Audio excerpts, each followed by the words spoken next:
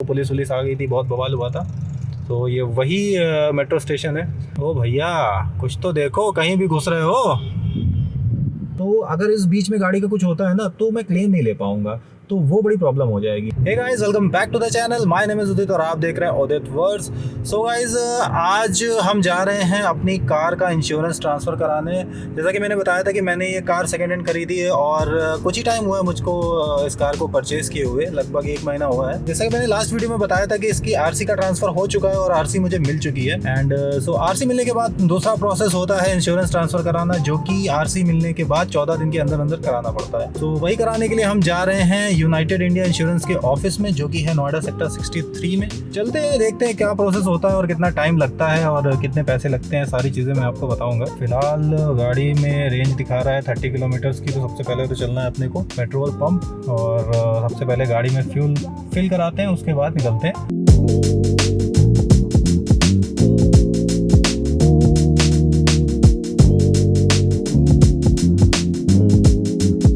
Petrol हमने full करा लिया है और अब चलते हैं आगे, बढ़ते हैं सेक्टर 63 की तरफ। सो टोटल पेट्रोल आया है अपनी गाड़ी में 379804 का। तो असल में टैंक तो बिल्कुल खाली था, 25 किलोमीटर्स की रेंज बची हुई थी खाली।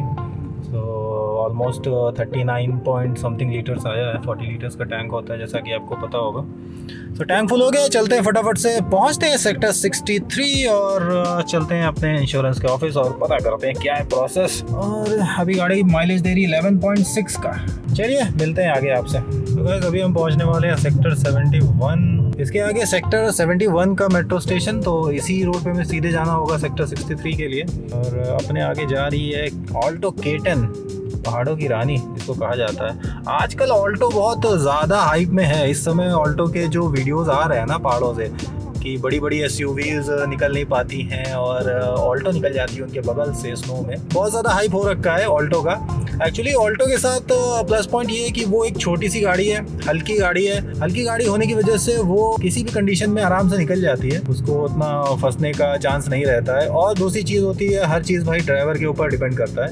आपके पास एक छोटी सी कार हो या आपके पास एक हमर जैसी कार हो, आपके पास फुल्ली फीचरफुल गाड़ी हो, तो भी अगर आपके पास ड्राइविंग स्किल्स नहीं है ना, तो फिर आप स्नो में हो या कैसे भी जगह पर हो जहाँ पे थोड़ी सी भी ट्रिकी सिचुएशन होगी, वहाँ पर आप गाड़ी नहीं निकाल पाओगे।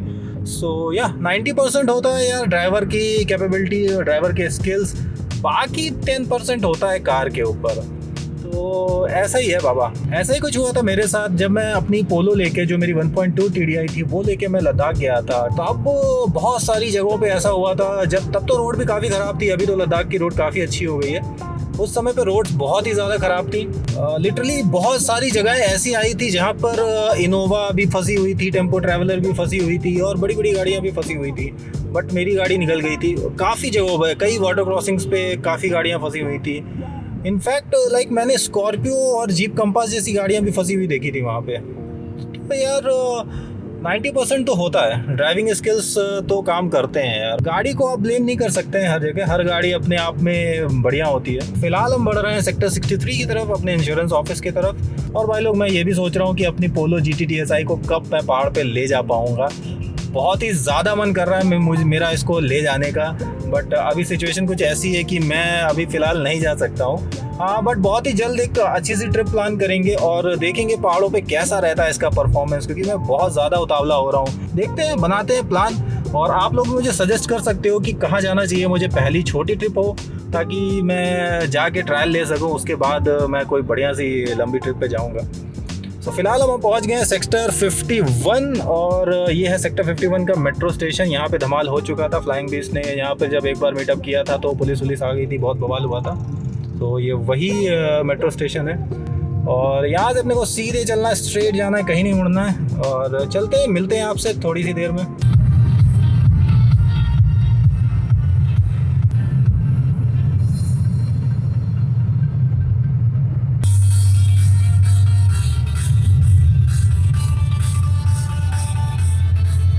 भाई ये होंडा सिटी डेकोरेट होके जा रही है, किसी की शादी थी मुझे लग रहा है।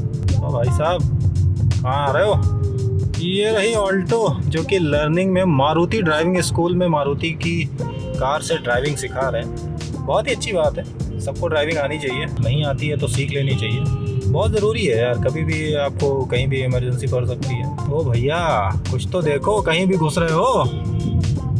गाइस हम आ गए हैं मेन रोड से अंदर। इसी रोड पे कहीं पर ही है यूनाइटेड इंडिया का ऑफिस, मुझे देखना पड़ेगा, मैप थोड़ा सा आगे बता रहा है, देखते हैं। ये है बैंक ऑफ बड़ौदा। ओ भाई और आगे, थोड़ा सा आगे, थोड़ा सा आगे, थोड़ा सा आगे। पहले मैं ढूंढ लेता हूँ, फिर मैं मिलता हूँ आपसे, क्योंकि मैप में मुझे समझ में नहीं आ रहा है ठीक से। हम पहुँच गए थे यूनाइटेड इंडिया इंश्योरेंस का ऑफिस, और यहाँ पर मैंने पता कर लिया सारी डिटेल। और आज तो नहीं हो पाएगा, मुझे कल जल्दी आना पड़ेगा, और उसके लिए थोड़ा सा प्रोसेस है, इंस्पेक्शन वगैरह होना है गाड़ी का, और एक फॉर्म होगा वो फिल करना पड़ेगा। उसके बाद ट्रांसफ़र हो जाएगा, सेम डे पे सारा काम हो जाएगा। तो यही है कि कल फटाफट से आएंगे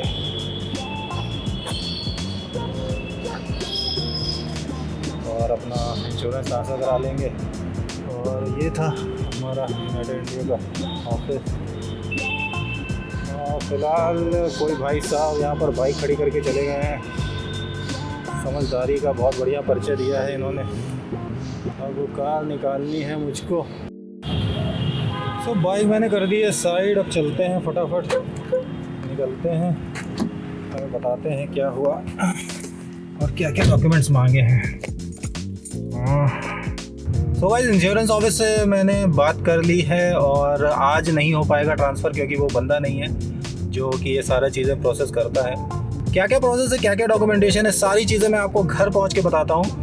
और इन्होंने कुछ मुझसे बोला है कि एनसीबी का कुछ पैसा रिफ़ंड करना पड़ता है, वो सारी चीज़ें मैं आपसे डिस्कस करता हूं घर पहुंच के, क्योंकि मुझे समझ में नहीं आ रहा था उसका बस एक ही जो फ़ीस है वो किस चीज़ की मांग रहे हैं ये। खैर फ़िलहाल बढ़ते हैं वापस, और अभी मैं पहुँचने वाला हूँ सेक्टर 62 की तरफ, और फटाफट से घर पहुँचते हैं, फिर मैं आपको बताता हूँ सारी चीज़ें पूरी डिटेल में कि क्या क्या चीज़ें इन्होंने मुझे बताई हैं इंश्योरेंस ट्रांसफ़र करने के लिए।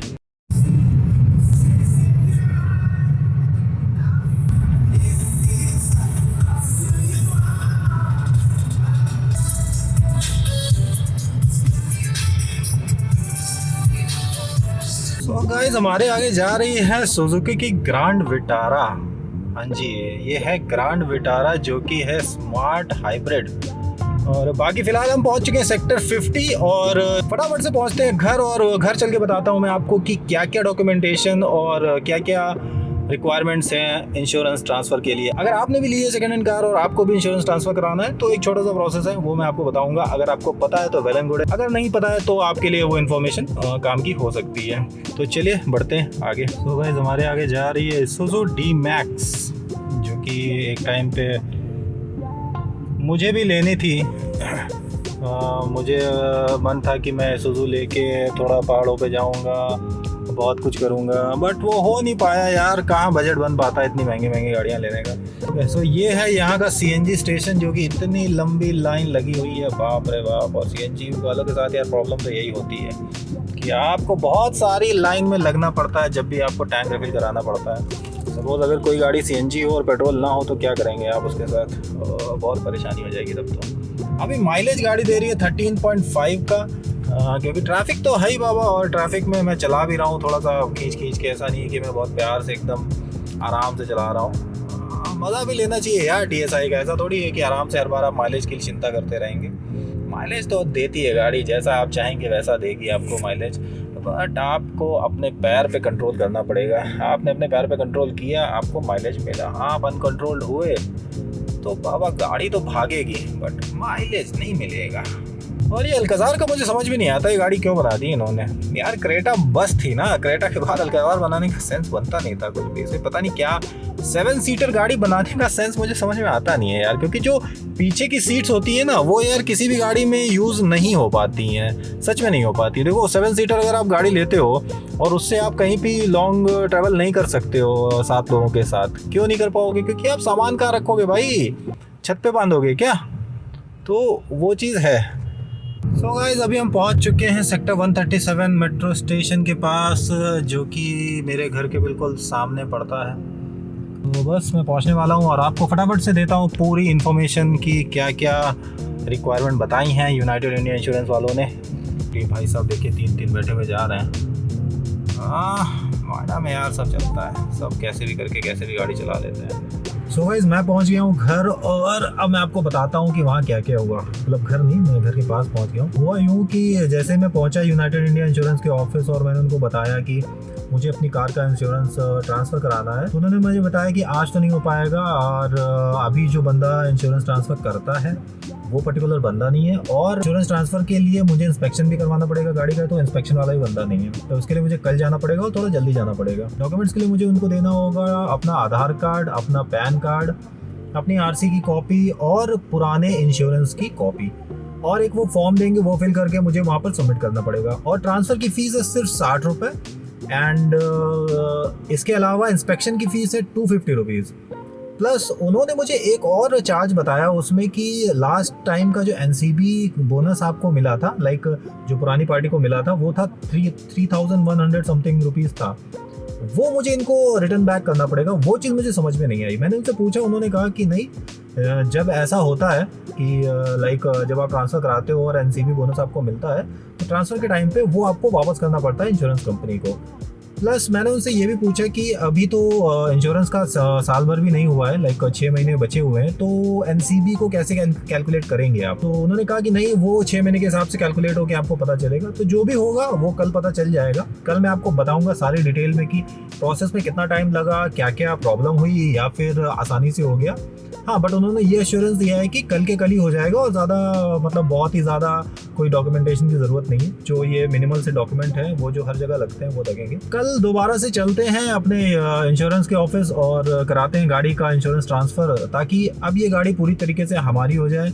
और हमारी तो हो चुकी है, बट इंश्योरेंस अगर मैंने ट्रांसफ़र नहीं कराया ना 14 डेज़ के अंदर अंदर, तो अगर इस बीच में गाड़ी का कुछ होता है ना तो मैं क्लेम नहीं ले पाऊंगा, तो वो बड़ी प्रॉब्लम हो जाएगी। और वो इंश्योरेंस गाड़ी का लेना बहुत ही ज़रूरी है। मिलते हैं आपसे कल और कल देखेंगे कि क्या होता है इंश्योरेंस के ऑफिस में, कैसे होता है इंस्पेक्शन और कैसे होती है गाड़ी की इंश्योरेंस ट्रांसफ़र। आई होप आज की वीडियो भी आपको पसंद आई होगी। अगर पसंद आई हो तो वीडियो को लाइक करना, अपने दोस्तों के साथ शेयर करना, और अगर चैनल पे नए हैं तो प्लीज सब्सक्राइब जरूर कर लेना। तो मिलते हैं ऐसी किसी बड़े से वीडियो में। Till then bye bye, take care and stay safe.